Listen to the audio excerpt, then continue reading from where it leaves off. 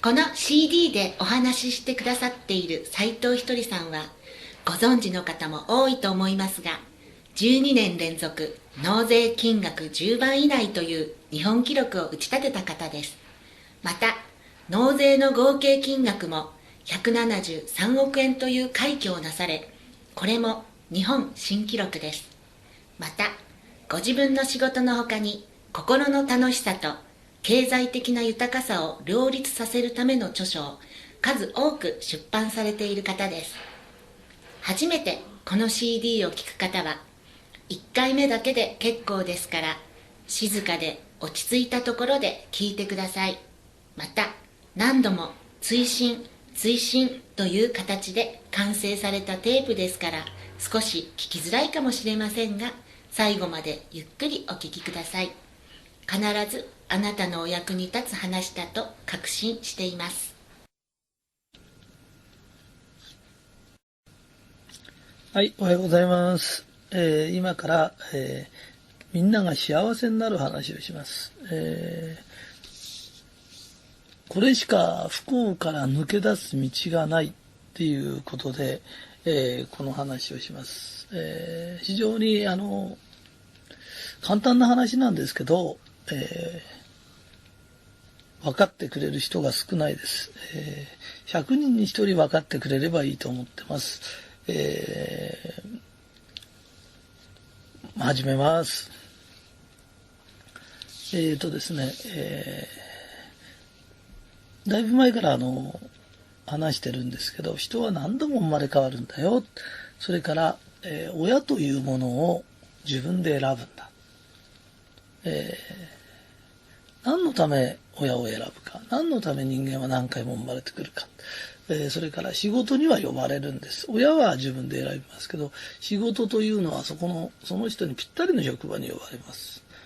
人はなんでこんなに何度も生まれ変わり、輪廻転生を繰り返すかっていうと、一つの修行があります。その一つの修行というのが、実は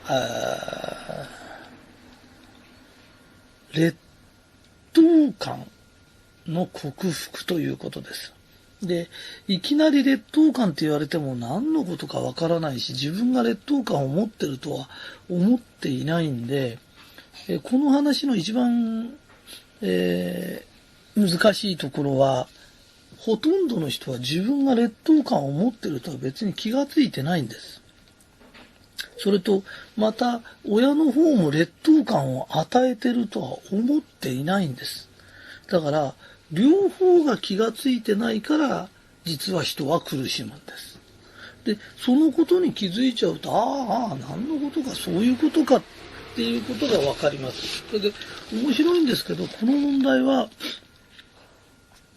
わかると大体の謎が解けちゃうんです。だから別にそんなにいろいろ解決しようとしなくて大丈夫なんです。わかればいいんです。で、本当はこの話を聞くと魂はわかります。ものすごい簡単な話ですから、バカバカしいほど簡単な話です。じゃあ今からどういう形で人は劣等感を持つかということを話します。まず、魂は、親を選んで生まれてきます。それで、例えばおとなしい子はおとなしい遺伝子のところに入ります。それからよく切れちゃう子っていうのは、切れやすいような、遺伝子を選んできます。そこでどんな修行をするんですかっていうと、実は親というのも非常に未熟な魂なんです。で、その未熟な魂で、実は子供を育てるんですけど、子供は親が未熟だっていうことがわからないんです。で、親が未熟だっていうことがわからないと、実は、親は子供にとって絶対だから、自分が未熟なんじゃないかと思っちゃうんです。で、今からどのような形で人がコンプレックスという劣等感を持つかということを話します。親の未熟というのは大体2通りパターンがあります。それは、単純に切れて暴力を振るう。酒飲んで暴力振るうとか、そういう形の親がいます。で、これは未熟すぎますから、すごくよくわかります。で、こういう親に育てられると、意外とですよ、これも大変なことなんだけど、人に言ってもわかりやすいです。うちの親はこういう暴力を振るってどうしてこうしてっていう形だとすると、非常にわかりやすいんですけど、大概の未熟な親は、こういう手法は実は取らないんです。実はどういうふうな手法を取るかっていうと、自分のコンプレックスをお前のためだっていう形で出してくるんです。で、まず親がどのぐらいコンプレックスがあるかっていうと、親がコンプレックスを持ってると、劣等感を持ってると、自分は常に不当に扱われてると思うんです。で、やがて子供もそういうふうに思うんだけど、劣等感があると、自分はすごい不当に扱われてると思い出す。今、親の話をしてるんですよ。そうすると、その親は世間に出てっても自分はやたら不当に扱われてると思ってる。だから損をしてると思ってる。で、なぜか悔しいんです。だからよく酒飲んでもあいつが悪くてこいつが悪くてって自分以外はみんな悪いと思ってる人いるんです。あれは極端なコンプレックスがあるんです。要するに劣等感があると自分はすごい損をしてると思っちゃうんです。で、非常にそれが悔しいんです。で、なぜかそうなんです。で、これは親の問題だからしょうがないんです。で、そういう親は家に帰ってくると何をするかというと、二つのことをやり出すんです。一つは、例えば子供が自分が例えば右上がりのこういう綺麗な字を書く人がいるとしますね、お父さんは。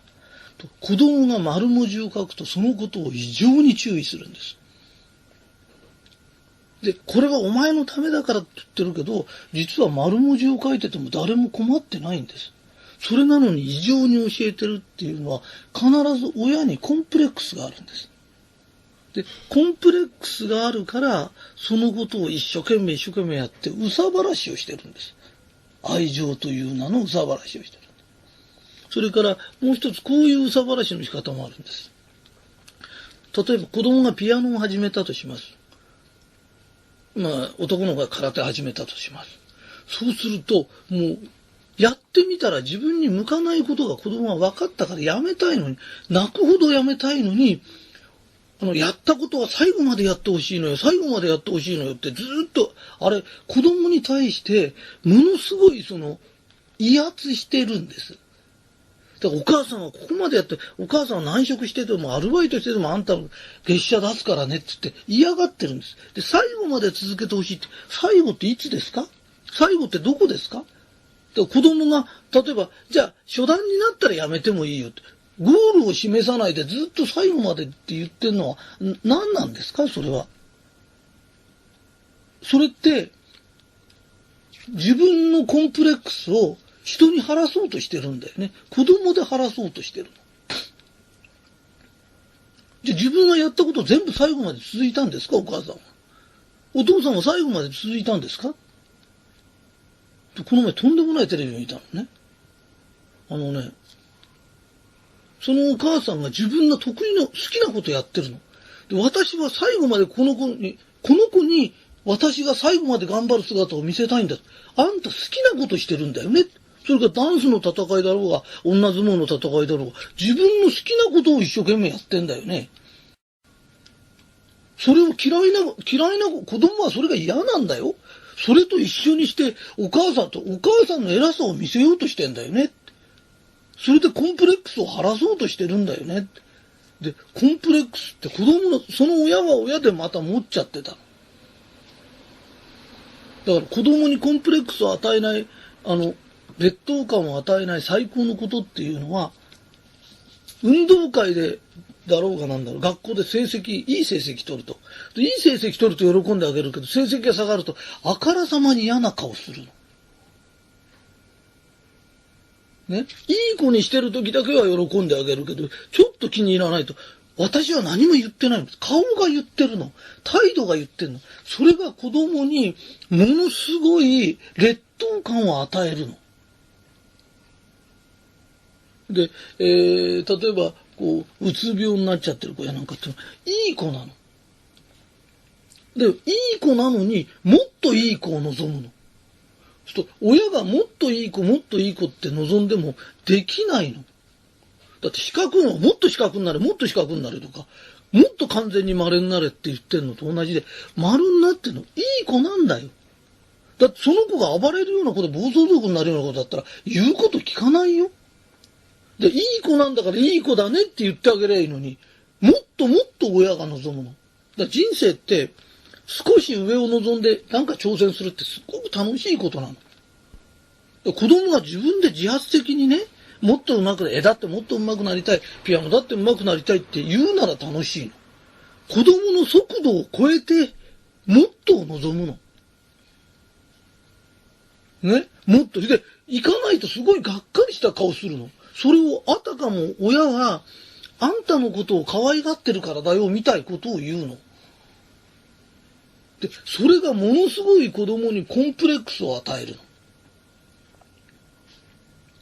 ね、コンプレックスを、要するに劣等感を与えられると、今度その子供の方は子供の方で、劣等感をうんと与えられると、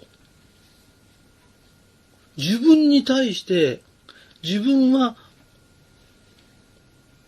いい子だったり、そういう時以外は可愛がられないんだ。おとなしい子のパターンだよ。劣等感をうんと与えられて育ったおとなしい子というのは、お母さんは自分がいいことしたときは喜んでくれる。悪いことすると怒る。ってことは自分は何か常にいいことをしてないといけないんだっていう状態になってくる。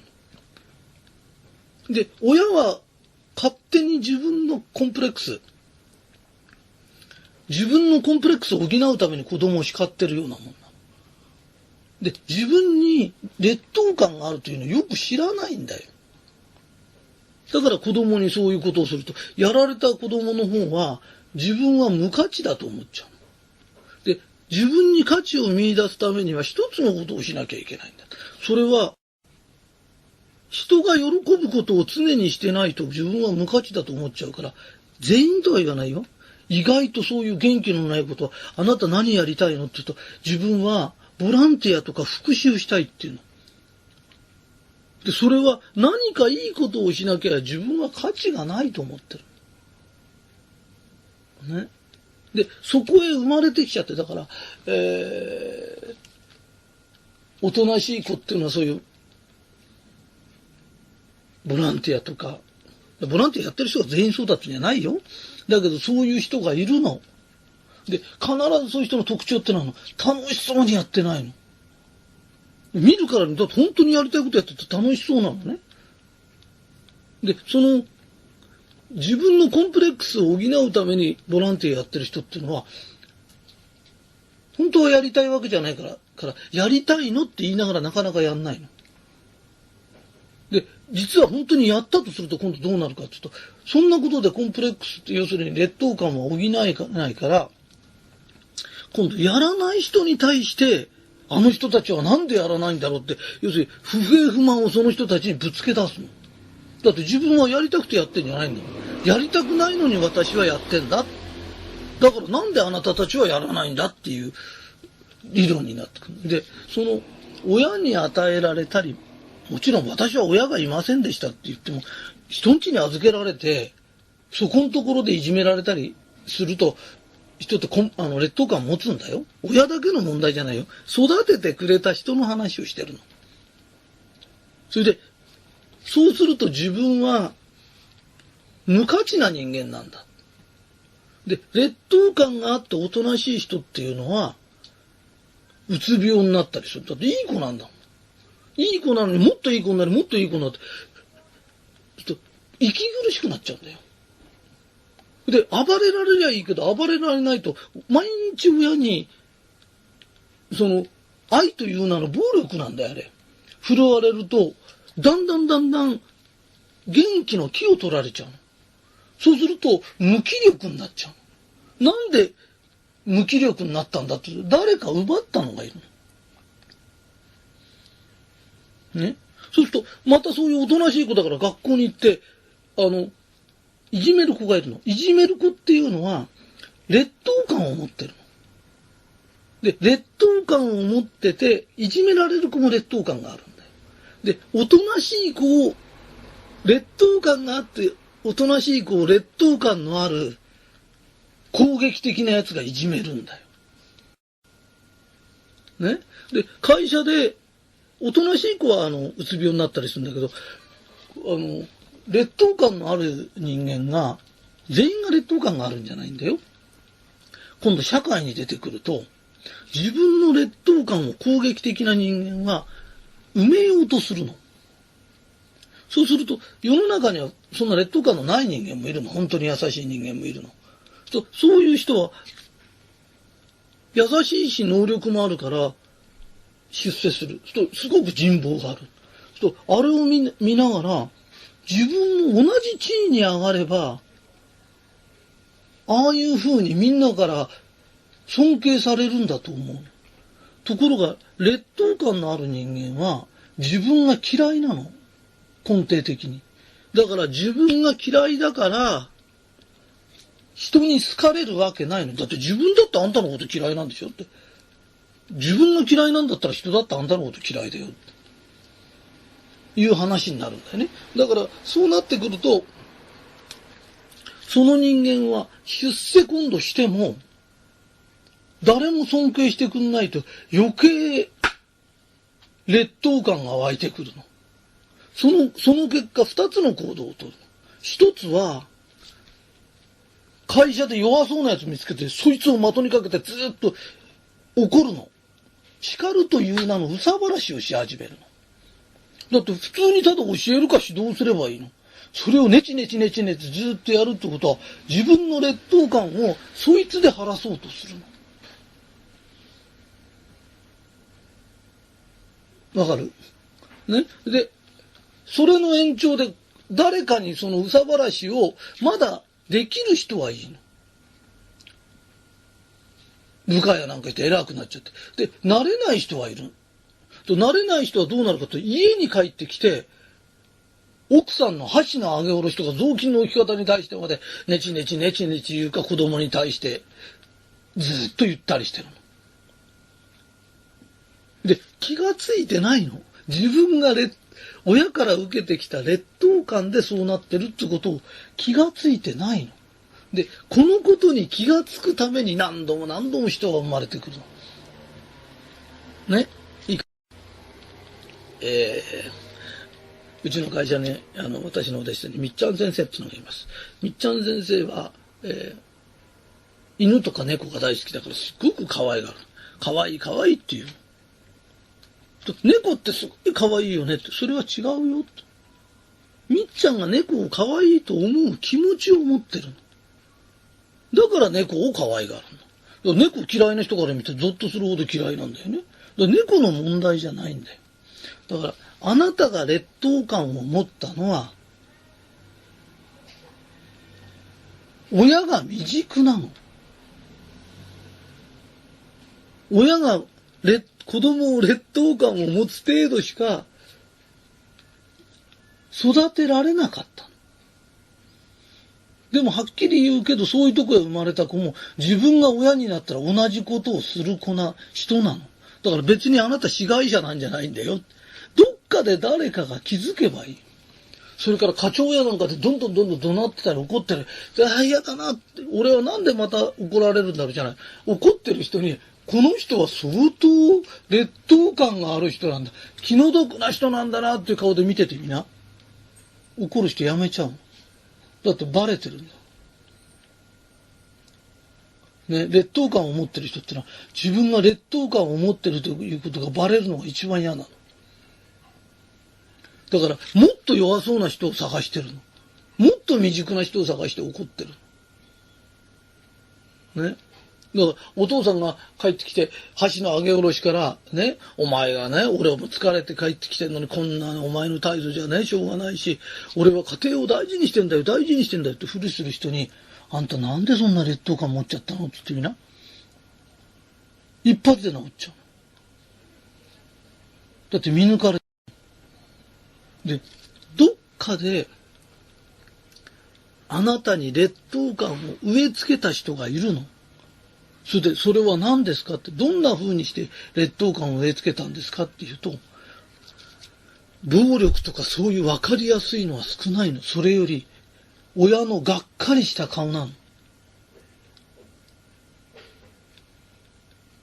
ね。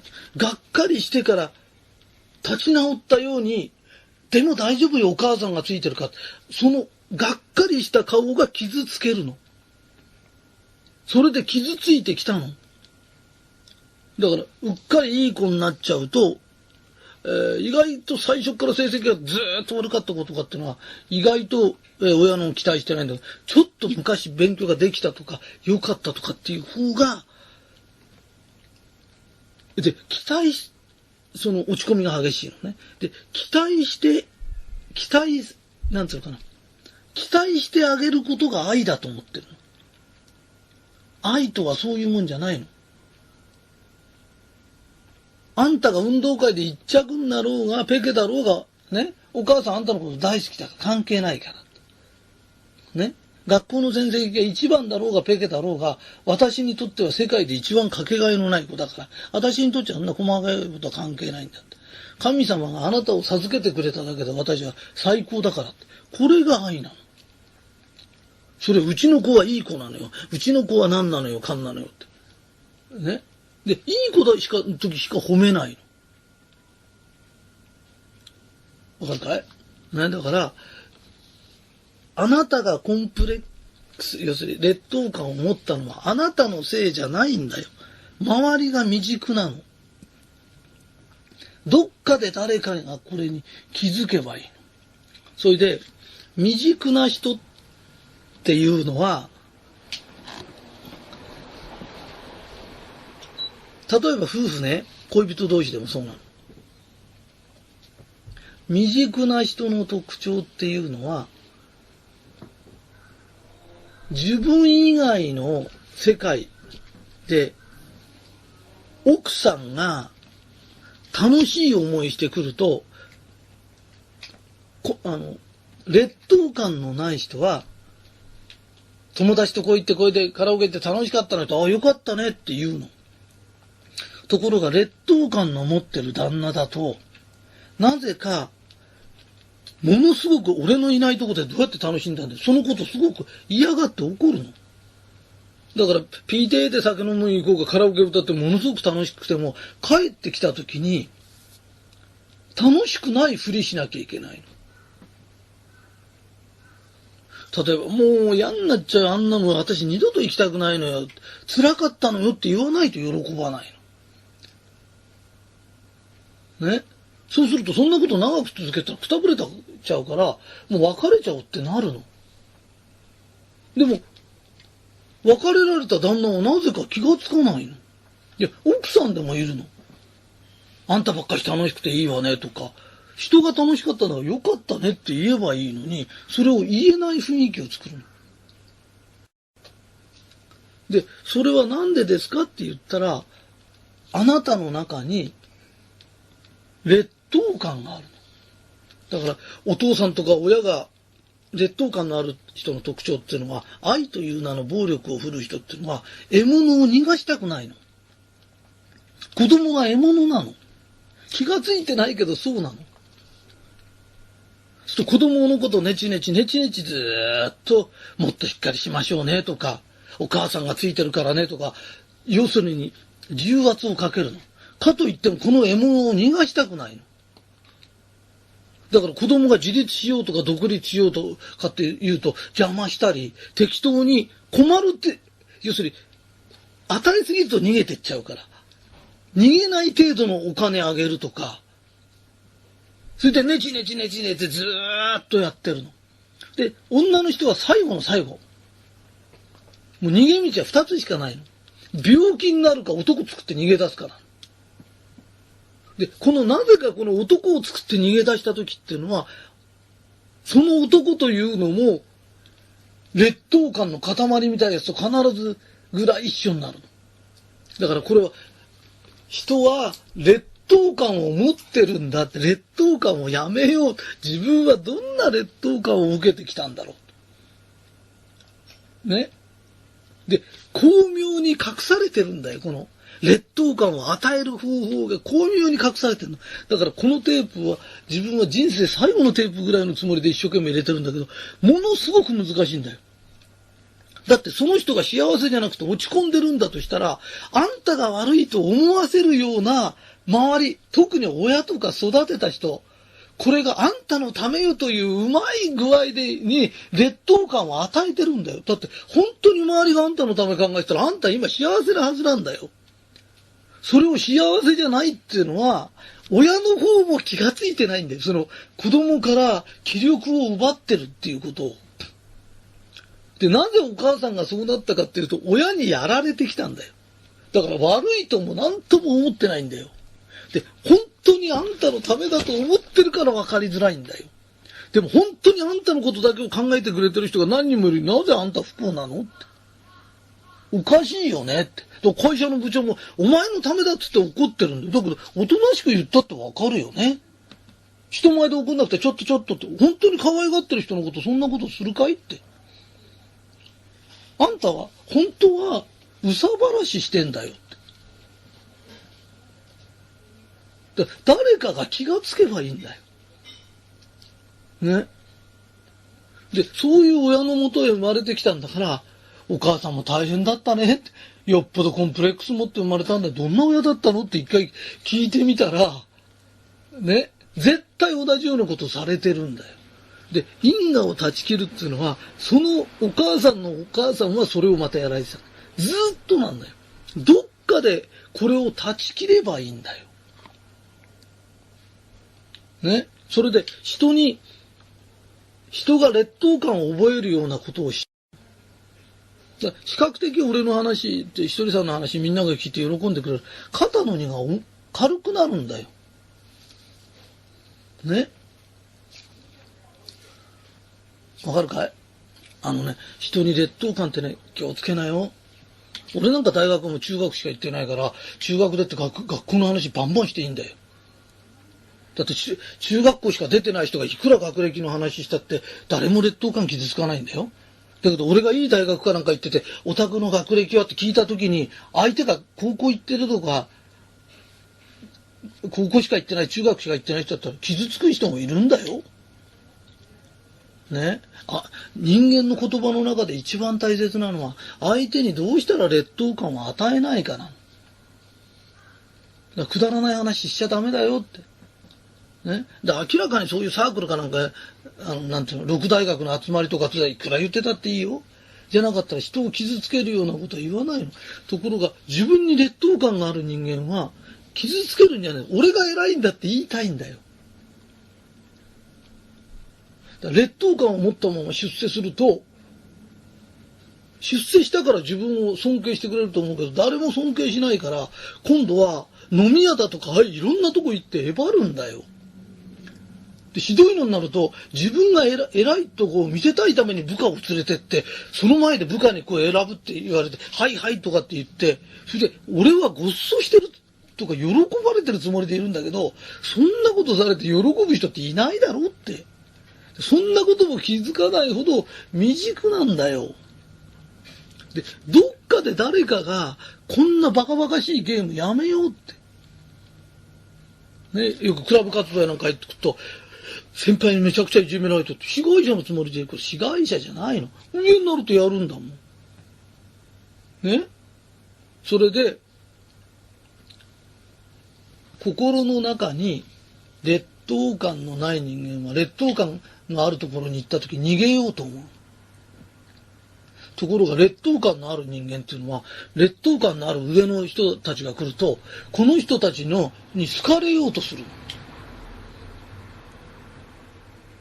で、合わせようとする。で、その憂さ晴らしを今度下にやるの。それでエネルギーの均衡を保ってんだけど、下の人間が言うこと聞かないと、ヒステリーになるか脳に障害を起こしたりする。だから結構よくある例が、お母さんが口うるさくて、はいはいはいはいって言って、いい子で育っちゃう。自分が弱いからやられてたから、今度嫁が来ると、小獣人としてその子をいじめるの。で、いじめているうちは精神は普通なの。ところが、嫁さんの方が、ね、もっと魂が上で、ね、お姉さんどうしたんですかとか、何があってそんなにイライラしてんですかとかって、諭されたりなんかすると、ヒーってヒステリが出てくる。だって唯一そのはけ口がそっちだったの。だけどその人もやめればいいの。で、お母さんもやめればいいの。戦うことないの。気づいてあげればいいの。あなたにガミガミ言ってる親とか、愛情という暴力を振るってる親とか、コンプレックスがあるの。劣等感なんだよ。ね。で、自分とは関係ないの。自分とは関係ないって何ですかって言った時、親がこういうふうに言ったから自分は劣等感を持ってる。それは親が未熟なの。ね。で、学校の先生にこうやって言われたんですと。だから自分はこうやって落ち込んでと。学校の先生のくせにそういうこと言うこと自体が未熟なの。だって生徒のやる気出させるのが先生の仕事なのに、生徒がやる気がなくなっちゃうようなことを発言すること自体がその人の問題なの。だから自分がコンプレックスを持んだら、ちっちゃい時に持ったってことは育て方がおかしいの。で、自分はコンプレックス持つのやめるの。劣等感を持つのやめて人にもやらないの。それで終わりなの。で、周りに親がそういうこと言い始めたら、お母さんなんでそんな劣等感持ってるのって。だから必ず何も持ってないわよって言うけど、持ってる。ね。劣等感を持ったままやると、やりたくないの。さっきのボランティアも心からやってる人は楽しそうなの。暗そうにやってる人本当はやりたくないの。だから子供一生懸命育ててる人もいる。私は会社で同僚やなんかに一生懸命尽くしてるのになぜか好かれない人っている。楽しそうじゃないから。心から周りの人の仕事手伝ってやりたかったら、必ず楽しそうにやってんだよ。普通そうにやるんだよ。だから子供を一生懸命育ててるのに子供に暴力振るわれたり殴られたりする人っているのね。特徴があるの。それは自分にすごくコンプレックスがありながら、コンプレックスがあるから自分はお母さんとしていいお母さんになってやんなきゃいけないと思って義務でやってる。だから顔に楽しさが出てないの。そう、心とやってることがちぐはぐなの。それを見てると周りは絶対イライラするの。と子供やなんかブワーッと暴れ出してバカってやられるの。で、なんでなんかわからないの。ね。もし一生懸命やってても好かれない人、一生懸命やっててうまくいかない人、楽しそうにやってるかどうか考えて。で、コンプレックスがあると楽しそうにできないの。で、この話ね、なんでこんなに長くしなきゃいけないかっていうと、コンプレックスを与えてる方も愛だと思ってる。だから、不幸は勘違いから始まる。それから、足りるを知るとかいろんなテープ入れてるけど、究極的には、この話になっちゃうの。で、この話今日も入れてんだけど、もっともっと何回ももっとわかりやすく話さなきゃいけないと思ってんだけど、本当に今の段階では、これが限界ぐらいなの。親も勘違いして気がつかないの。で、人が不幸になる最大の原因は、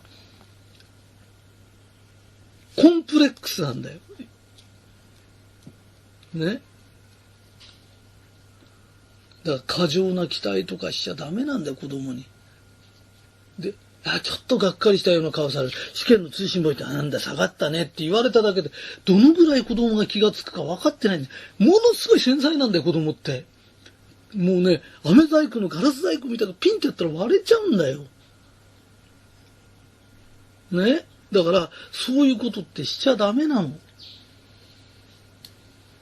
ね。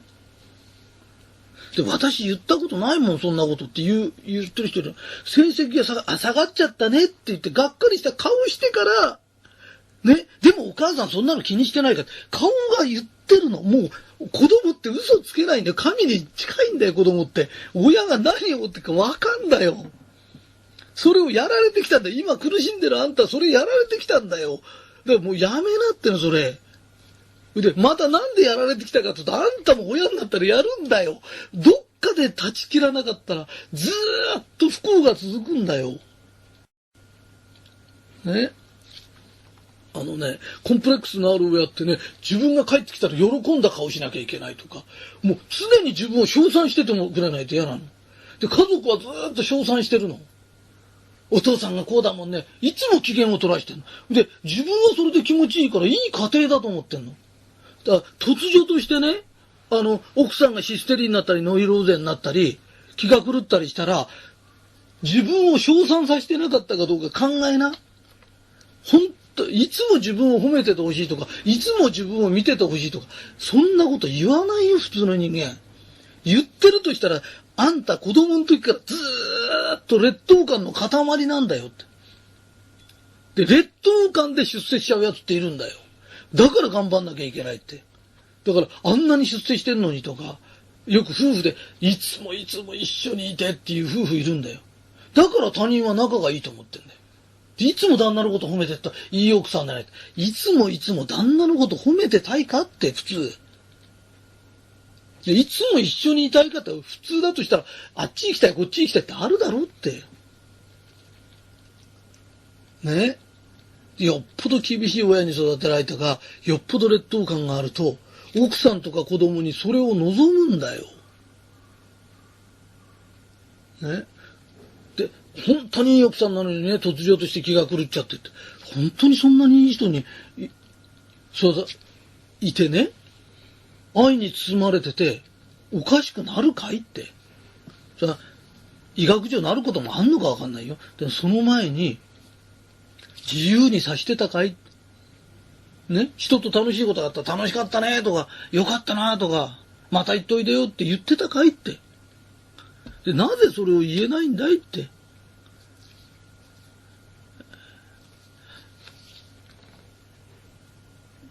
誰でもね、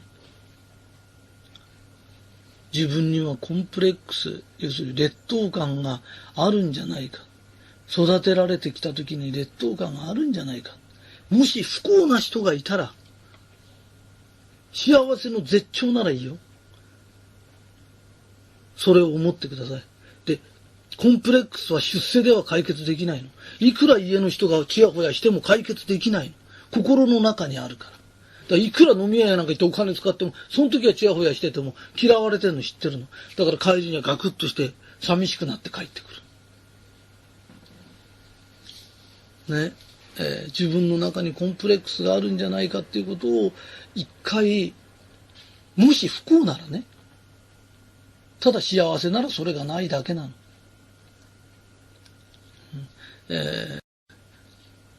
最後にもう一個だけ入れるんだけど、男の子でも何人かいたりなんかすると、親はあんなこと気がついてるの、はいはいはいはいって物をあげると。ただ近くにいたからあげただけなのに、子供の方はなんで弟の方が先にあげんだろうとか、俺は差別されてんじゃないかとかって思うけど、あんたの親はそんなこと考えてないの。ね。親がイライラしてるとつっけんどに子供に扱ったりすると、その時怒りやすいから怒ってるだけなの。子供の方はなんで俺なんだと思う。弟が可愛いんじゃないかとか、兄貴が可愛いんじゃないかとかと思うけど、そんなことすら考えてないの。あなたの親は思いつきでただやってるだけなの。ただそれだけなんだよ。だから劣等感を持つほどの問題じゃないんだよ。このね、劣等感という呪縛からどうやったら解き放されるのか。でね、気がつけば、ただそうなんだ。未熟な親を選んできてる。それでこの劣等感をなくす、やめる。これが今世の修行なの。何回生まれても最終的にこの劣等感を持ったまま幸せになることができないの。で、できるだけ人に劣等感を与えない。で、それができれば今世の修行なの。何回でも起きるの。で、今世は分からなくてもいいです。人には劣等感があるんだ。全員じゃないよ。うまくいってない人、いつも怒ってる人、えばってる人。こんなの政治家でも、俺はこんなに偉いんだとかってやってる人とか言って、なんでそこまでえばるんだっていう人見たとき、この人は劣等感があるんだ。ちっちゃい時によっぽど劣等感のある育て方したんだ。その劣等感が外に攻撃的になって、劣等感が攻撃的になって。で、劣等感が自分を攻撃した時に、うつ病になったり、部屋から出られなくなったりするの。で、原因は、攻撃的な奴が劣等感を持ったか、ね、攻撃的じゃない優しい奴が劣等感を持ったかで、起きる行動が違ってくるの。ただそれだけなの。だから原因は劣等感なんだって。根拠のない劣等感なの。ね劣等感のある人は人に認められるよって努力いっぱいするけどよしな。あんたのことは神様が認めてる。神が認めてるからあなたを地球に生ましたの。だから神が認めてんだから周りの人間が何たって関係ないの。ね。私のことは神様が認めてくれてんだってそう思えばいいの。